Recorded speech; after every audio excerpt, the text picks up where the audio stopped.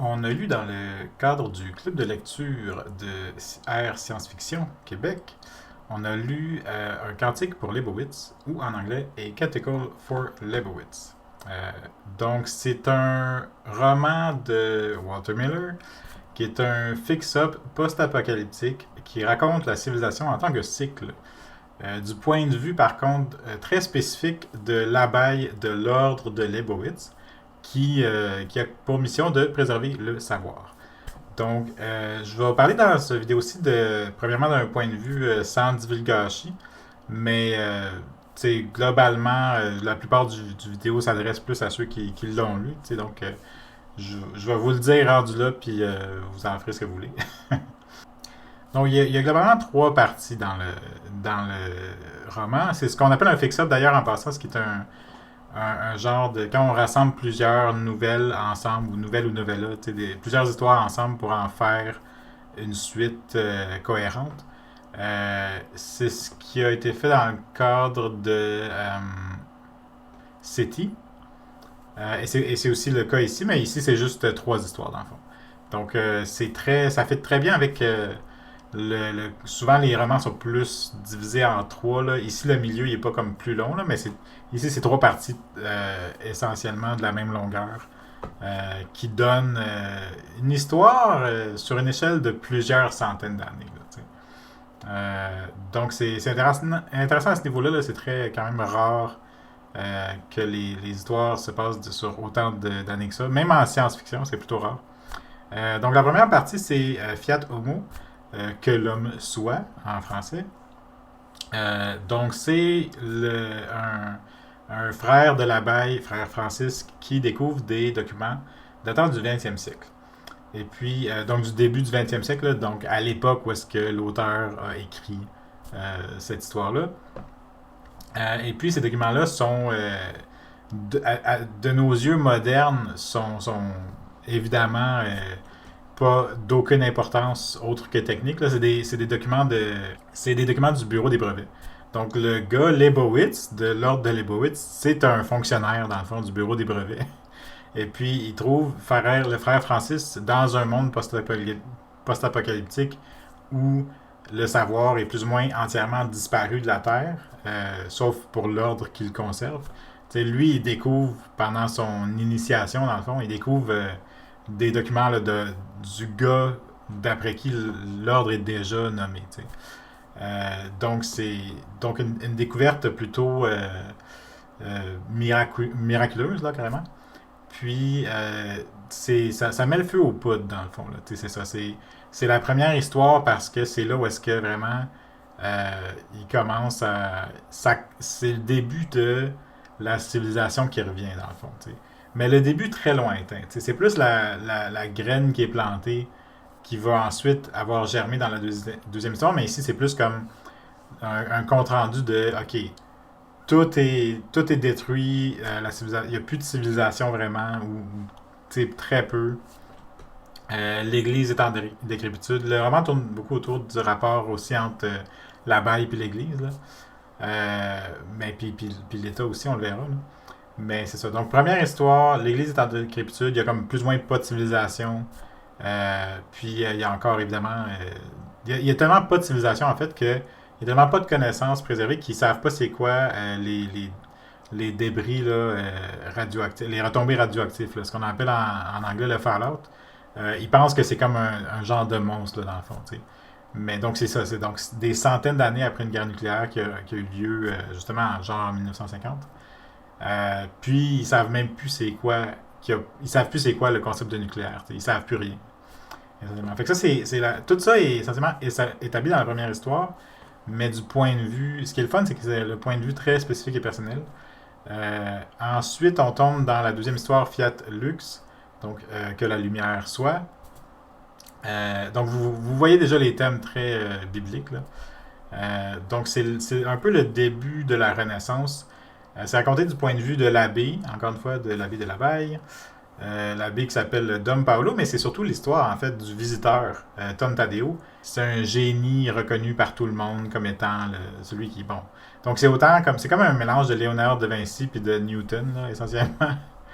Euh, Puis rendu là, donc ça c'est 600 ans, je pense à peu près après la première histoire. Puis l'Église est justement revenue à un statut de puissance. C'est un peu un État comme médiéval. Là, donc l'Église est puissante, mais la situation géopolitique demeure instable. Ça se passe tout en Amérique du Nord, là, dans le, dans, autour de l'État qui s'appelle le Texarkana, là, qui est comme Texas, Arkansas, puis Louisiana, quelque chose du genre. C'est ça. Puis c'est ça. Puis dans la deuxième histoire, vu que la première c'était comme justement l'étincelle, puis là la deuxième histoire c'est justement l'explosion. C'est comme c'est comment ils reviennent à une nouvelle époque des Lumières. Puis ça c'est encore une fois du point de vue de la baille, puis de qu'est-ce qui se passe là-bas. Euh, Puis c'est ça. Fait que c'est fascinant parce que c'est encore une fois une population d'érudits qui d'un côté se bat contre le reste du monde qui est ignorant puis encore superstitieux du fait d'avoir vu la science toute détruire, essentiellement. Mais, euh, mais c'est aussi les gens commencent à être instruits. Les gens de la baie, ils enseignent les différentes sciences au village avoisinant qui est rendu à genre 8% de gens qui savent lire. Ce qui est énorme pour leur époque plutôt semi-médiévale.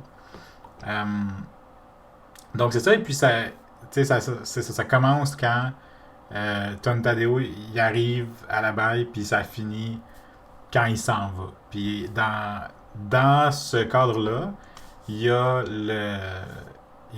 l'histoire aussi du continent, de l'empereur dans le fond qui veut consolider le continent, qui veut conquérir le reste du continent pour devenir la seule puissance sur ce continent-là essentiellement. Ensuite, chose qu'il fait, là, qu'il réussit à faire. Mais après, dans Fiat Voluntas Tua, donc que ta volonté soit faite, donc ça, après, la troisième histoire, c'est justement c'est l'époque moderne essentiellement. Ben, c'est notre époque, c'est l'époque de l'auteur, mais avec des chars volants, puis pas des chars automatiques, puis tu sais, c'est comme tu sais, 50 ans dans leur futur projeté, là, essentiellement. Puis c'est notre époque, puis c'est l'histoire de comment l'histoire se répète. T'sais. Fait qu'il y a eu une guerre nucléaire avant le livre, tu sais. Puis là, c'est comment il en arrive à probablement avoir une nouvelle guerre nucléaire, tu sais. Donc c'est ça. Puis encore une fois, j'ai dit que j'allais dire les divulgachis, mais c'est évident. C'est plus qu'évident, là. C'est comme c'est ça toute la blague, là. C'est ça toute la teneur de cette troisième histoire-là. C'est de toute évidence, c'est à nouveau la guerre nucléaire qui s'en vient. Fait que c'est ça, c'est un peu le résumé du livre ici. Euh, bon, c'est quoi les thèmes? Le thème le plus évident, c'est évidemment la religion et je veux dire la mythologie. Évidemment, là, c'est un cantique, c'est une chanson religieuse, tu sais. Fait que c'est ça. Donc, cantique pour Leibowitz, puis Leibowitz, c'est justement Saint Leibowitz. Hein. Ah ouais, ça c'est la partie, on commence les divulgachis, mais honnêtement, faites-vous en pas pour ça. C'est le fun à lire pareil. Donc c'est ça. Ben déjà l'histoire se passe dans une abbaye, hein, avec un abbé. Donc voilà. Il parle beaucoup de religion là, tu sais. Il y a beaucoup, c'est le catholicisme, tu sais, c'est le rapport entre l'État puis l'Église. Donc il y a beaucoup mais c'est beaucoup de discuter. J'ai l'impression que c'est plus l'histoire de comment leurs croyances se forment que comment tout ça est géré au niveau géopolitique. T'sais. Parce que oui, il y a un État, puis il y a l'Église, mais dans le fond, ça raconte. La première histoire, c'est comment, comment ils en viennent à consolider le processus de canonisation pour M. Leibowitz, qui est le, euh, donc c'est ça, c'est bien plus. Puis c'est tout raconté d'un point de vue très terre à terre, très ironique même. C'est les, les gens là-dedans sont tous de bonne foi, puis ils sont tous ignorants d'une façon qu'ils n'arrivent pas à. Ils n'arrivent même pas à avoir assez de recul pour le cerner. C'est comme. Même les érudits sont caves. Ils n'ont pas de. Ils n'ont pas le contexte qu'ils ont besoin pour savoir qu'est-ce qu'ils savent pas. Et puis, ce qui fait que nous, évidemment, évidemment, de notre point de vue moderne, on peut en rire puis se dire ah, c'est comme ça que les mythes se génèrent finalement. C'est comme ça qu'on en arrive à avoir des mythes et donc des religions. Tu sais. Mais du point de vue des personnages, c'est comme tout à fait logique. Tu sais, c'est juste comme des rumeurs qui deviennent des canonisations. Là, tu sais, c'est ça. Puis il y a un des éléments intéressants, ben, c'est justement Leibowitz. Il est pas dans l'histoire. Il est juste. C'est juste le nom de l'abeille, puis c'est ce nom-là parce que c'est quelqu'un qui était là avant. C'est pas un personnage, tu sais, c'est juste comme un. C'est juste comme le fond de l'histoire, mais ça rajoute un ton d'absurde dans le fond. Tout le fait qu'il soit autant nommé, mais pas présent dans l'histoire, c'est vraiment le côté. Ça ajoute au côté absurde de cette histoire-là qui est quasiment justement une histoire sur l'absurdité. Tu sais. C'est l'absurdité de de côté cyclique de l'histoire, l'histoire avec un grand H, mais aussi l'absurdité de l'Église. Tu sais. C'est pas irrévérencieux, là, c'est pas anti-Église, anti-religion, mais il y a un gros côté absurde assumé. Et puis l'auteur connaît très bien les structures de l'Église, de toute évidence, là. Mais il y a un côté où est-ce qu'il se dit, tu sais, c'est pas purement gracieux et formel et logique. Tu sais. Donc c'est ça. Puis ce côté-là du côté, tu sais, ce thème au niveau arbitraire des croyances, tout ça, il revient avec le vieil ermite justement qui est le vieil ermite qui revient à chaque histoire et c'est un personnage genre immortel. Là, tu sais. Donc selon toute logique, c'est lui qui devrait être canonisé. Tu sais.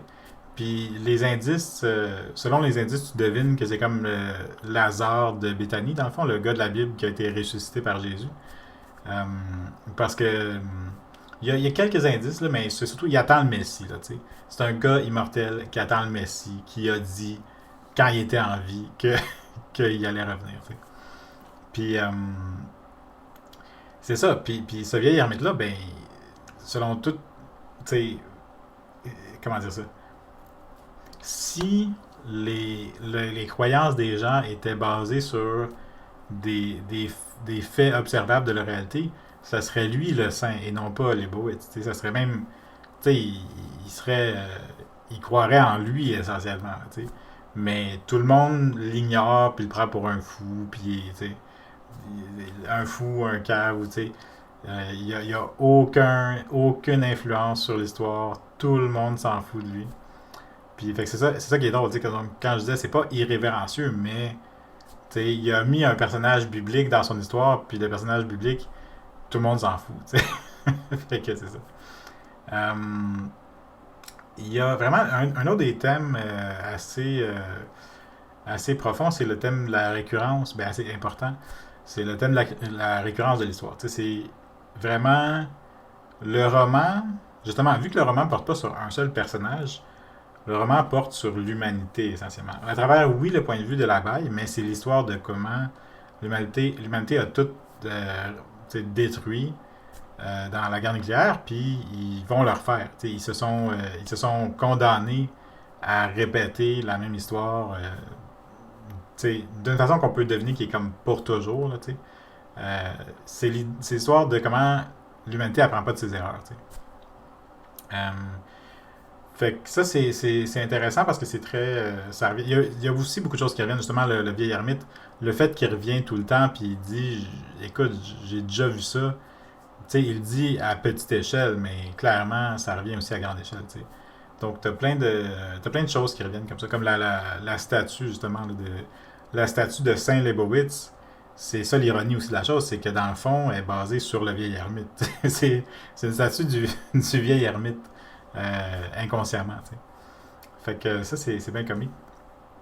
Un des thèmes que j'ai pas vu trop abordé dans mes recherches, c'est l'ignorance, en fait. L'ignorance, les masses, tu sais, le peuple qui, en tant que masse inculte et ignorante. Là. Euh, Puis c'est un peu sous-entendu. Ben, c'est pas sous-entendu, c'est dit, là, c'est vraiment dit que sont incultes et illettrés, mais sont aussi violents, puis ils n'ont jamais tendance à, tu sais, ils ont jamais tendance à croire les gens, peu importe les époques, peu importe où est-ce qu'ils sont rendus dans leur cheminement de civilisation, si on peut dire, ils font pas confiance aux scientifiques, aux érudits, et ça c'est très, évidemment, c'est très actuel, parce que, bon, se méfier des gens, se méfier de l'élite, c'est quasiment, c'est une tradition intemporelle, tu sais. Puis tu sais, je dis pas que c'est une mauvaise chose de se méfier des fois, mais c'est vraiment, dans ce roman-là, en tout cas, la vision qui est présentée, c'est pathologique, là, tu sais. Les gens croient pas en l'Église quand c'est la seule entité qui préserve tu sais, dans le fond, qui préserve les restants de la civilisation, puis qui va assurer leur avenir, tu sais. Puis, mais ils croient pas non plus quand ils sont rendus à l'époque moderne. Puis, tu sais, à l'époque moderne, c'est rendu quelque chose qui est respecté, mais ils sont pas. C'est justement à l'époque moderne, tu sais, c'est comme une partie un peu parallèle, tu sais, c'est un peu comme un passe-temps, tu sais. Puis, bon, il y a des croyants, il y a des fidèles, là, tu sais, mais ça reste que euh, à chaque époque, dans le fond, l'Église dit de faire attention, puis d'essayer de ne pas faire de guerre, essentiellement. Puis à chaque époque, tout le monde s'en calisse complètement. Puis tout le monde est comme, c'est l'Église, c'est ça qu'ils vont dire, évidemment. Euh, Puis justement, un autre thème, encore une fois, qui est quasiment plus justement une trame narrative qu'un thème explicite, mais je ne l'ai pas vu mentionner, puis c'est la guerre. C'est la guerre puis la violence. Le côté violent de l'homme, le côté vraiment l'homme est un loup pour l'homme. Mais juste la guerre, tu sais, tout le long du livre, il y a une guerre. Tu sais, soit au début, il n'y a essentiellement pas de civilisation, fait que c'est l'anarchie totale sur tout le continent, puis il y a plus il y a plus des bandes puis des villages qui se font la guerre plutôt qu'une civilisation. Là. Mais c'est ça. Donc au début, c'est l'anarchie totale, la violence partout. Dans l'histoire au milieu, dans l'époque semi-médiévale, c'est la guerre impérialiste, si on veut. Puis dans la dernière histoire, c'est la guerre froide. T'sais. Fait que c'est intéressant ça au niveau thématique parce que ça parle d'un point de vue qui revient souvent spécifiquement dans les histoires post-apocalyptiques. C'est justement, ça sert souvent à sortir le côté violent euh, qui est un peu présenté comme étant inévitable ou primal, tu sais. Euh, Puis c'est bon, ça fait partie du genre, mais je trouvais qu'ici c'était particulièrement présent, là, où est-ce que tout le monde est toujours en guerre dans ce monde-là. Il y a toujours une guerre. Ce qui est drôle à notre époque parce que, tu sais, oui, la guerre existe encore, mais c'est pas une réalité quotidienne pour la majorité d'entre nous, tu sais. Pourquoi c'est intéressant? Ben, c'est intéressant d'un point de vue littéraire. C'est très bien écrit. C'est le fun à lire. Ok, pour vrai, là, aussitôt tu sais, il faut premièrement accepter qu'on va lire des mots tels que abeille, puis frère Joseph, puis tu sais. Donc, il y a des mots religieux, mais au-delà de ça, c'est juste, c'est bien construit, c'est bien ficelé, le vocabulaire est riche, mais accessible, tu sais, quand même, d'après moi, là. Aussitôt qu'on comprend que les, les, comment dire ça, les titres n'ont pas vraiment d'importance, c'est là que ça devient vraiment ok, tu sais. On voit qu'il joue avec le, plus sur le caractère des personnes que sur le. Tu sais, il fait pas ça pour montrer qu'il a un bon vocabulaire. Tu sais, il fait ça parce que c'est du monde qui se prennent beaucoup trop au sérieux, puis ça rajoute de l'humour à la situation, tu sais, de par ironie. Là, tu sais. Puis c'est ça, puis ça a été très rassembleur en fait au moment que c'est sorti. C'est un succès, ça a connu un succès vraiment au-delà du genre de la science-fiction, c'est-à-dire que beaucoup de gens qui lisent pas de la science-fiction normalement ont lu Quantique pour Leibowitz, puis ils ont aimé ça. Tu sais. Donc si vous lisez pas souvent de la science-fiction, peut-être que c'est une histoire qui pourrait vous plaire, tu sais, surtout en sachant tout ce que je viens de dire. Euh, donc c'est ça, c'est juste bien fun à lire, puis c'est très, quand je dis accessible, tu sais, il y a des concepts scientifiques, mais l'histoire est pas basée là-dessus, tu sais, c'est pas, tant qu'à moi, c'est la pure science-fiction molle, qu'on pourrait dire, là, mais c'est l'histoire d'une société, tu sais, c'est pas l'histoire de comment on a inventé un fusil laser, là, tu sais. Puis c'est ça, l'histoire est cohérente malgré l'effet fix-up. Tu sais, l'effet fix-up, c'est quand tu as plusieurs nouvelles qui ont été adaptées, bon, ça paraît un peu que c'est cousu de fil blanc, comme on dit. C'est évident que c'est plusieurs histoires séparées à la base, mais je trouve que ça a été bien adapté. Ça fait un petit pincement au cœur, en fait, à la fin de la première nouvelle, quand les personnages meurent. Mais c'est une histoire qui se passe sur des centaines d'années, tu sais. Donc, évidemment qu'elle allait mourir. Tu sais, c'est pas son histoire à lui, tu sais. Bon, moi, c'est sûr que j'aurais aimé ça qu'on me le dise, peut-être avant que je le lise. C'est pas l'histoire de une personne, c'est l'histoire d'une civilisation. Puis là-dessus, c'est très bien fait. Tu sais. C'est très original, en tout cas. Euh, Puis c'est ça, c'est nuancé ici de plusieurs façons. Ça parle de moralité, je pense, d'après moi, sans être moralisateur. Il y a pas de. Tu sais, il y a des thèmes quand même lourds, là, tu sais, comme la vie et la mort, tout ça, le sens de la vie, mais aussi vers la fin, il parle d'euthanasie, tout ça. Euh, Puis, ce qui est comique, c'est que les, les gens religieux, tu sais, l'Église a toujours une opinion là-dessus, puis ils ont tort. La majorité du temps, ils ont juste tort, tu sais, puis j'ai l'impression que c'est présenté comme ça, là. Je sais pas si c'était voulu ou pas, là, mais c'est ça. Quand je dis nuancé, c'est que tu ne sais pas finalement qu'est-ce que l'auteur pense. Mais, euh, tu sais, c'est ça. L'Église adopte des positions. Ils ont généralement toujours tort. Ils sont toujours comme en retard sur la société, mais il, il reste que ils ont raison sur le fait que il faut pas faire la guerre. Tu sais. Mais évidemment, c'est tout le monde sait ça. C'est juste que eux, ils sont du point de vue qu'il ne faut pas faire la guerre parce que ça l'abeille précisément, ils cherchent à conserver les connaissances, puis pour eux, c'est une menace à l'existence des connaissances scientifiques. Tu sais. Donc, c'est drôle pour ça. Donc, c'est ça. Ça parle de moralité, mais je pense pas que c'est moralisateur. Ça parle de la genèse des religions, mais c'est pas très moqueur. Comme je disais, il y a de l'ironie, mais c'est pas vraiment irrévérencieux. C'est pas pour se moquer. Il se moque pas de l'Église. Il se moque du caractère absurde de l'humain, tu sais, où est-ce qu'on est tous des humains qui ont des défauts, des failles, tu sais, on est tous humains, puis ça donne, dans le contexte un peu mythique, tu sais, mytho-religieux, tu sais, dans un contexte spirituel, ça donne un effet drôle que, tu sais, ils sont complètement inadéquats face à leur mission spirituelle, tu sais, de sauver le monde, entre guillemets, là, tu sais.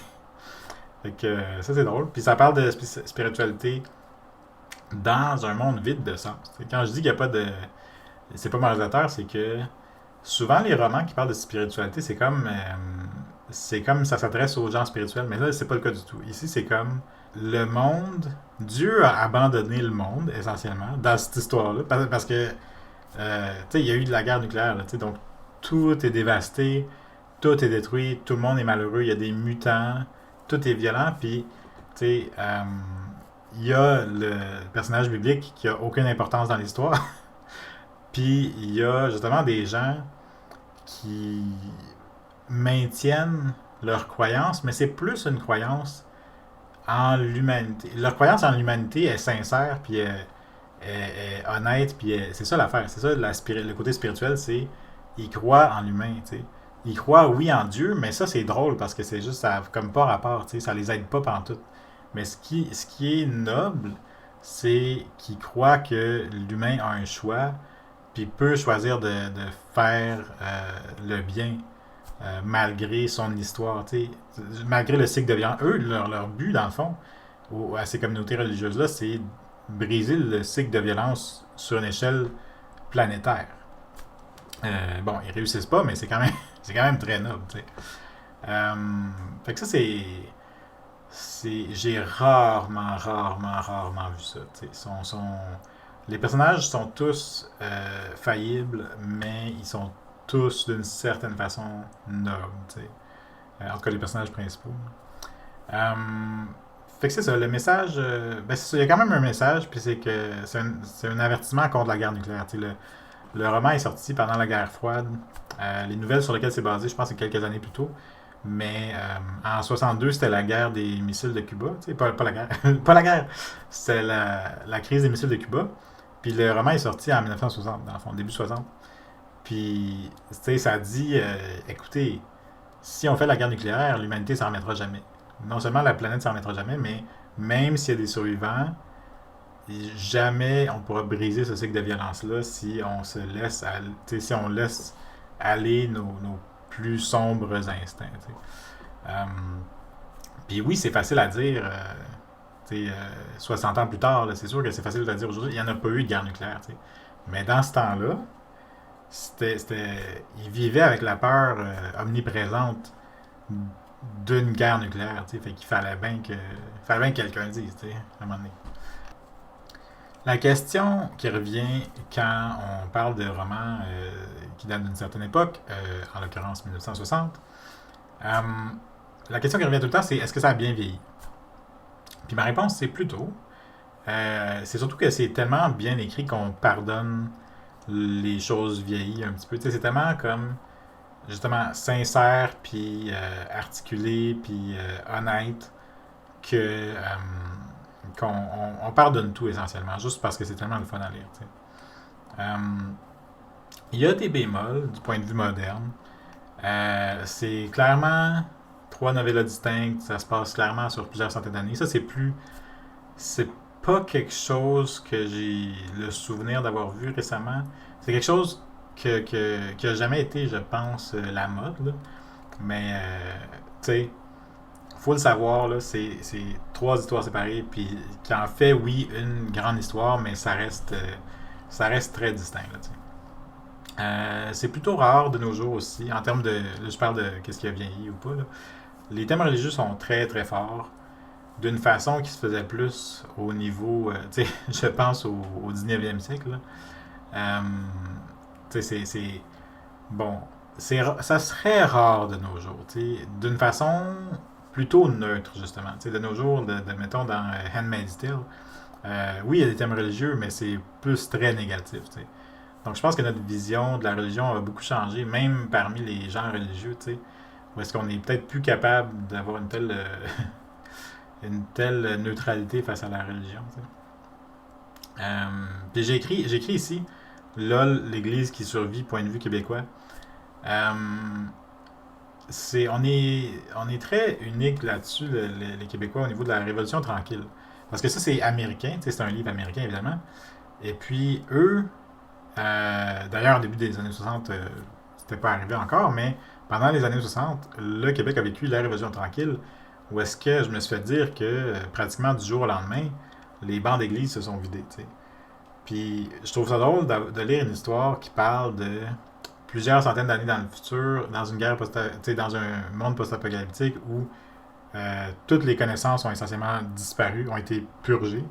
Je trouve ça drôle qu'il resterait encore une église qui ressemble en quoi que ce soit à la forme actuelle. Tu sais, oui, il y a des ajustements qui ont été faits. Tu sais, ils ont changé la capitale parce que Rome n'existe plus ou whatever. Là, tu sais.